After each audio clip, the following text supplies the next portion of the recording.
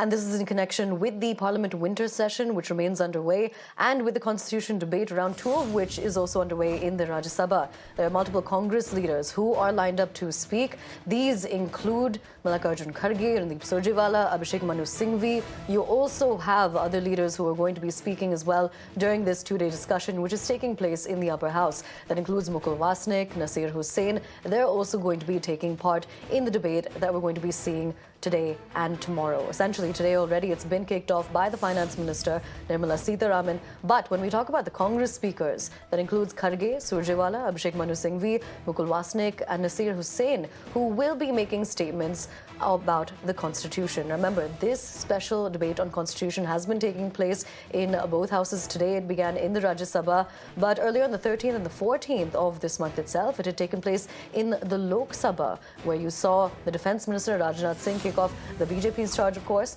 Then you also saw Priyanka Gandhi make her maiden speech in the Parliament as a newly elected MP from Wayanad.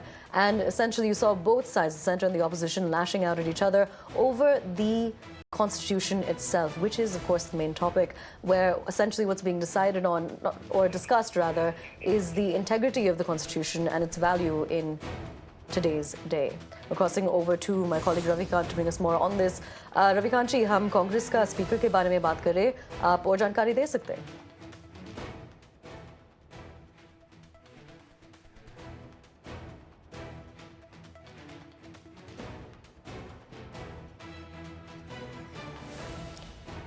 Ravikant जी, हम कांग्रेस के बारे में बात करें, जो स्पीकर्स पार्लियामेंट आज में बात करेंगे, आप उस पर और जानकारी दे सकते हैं?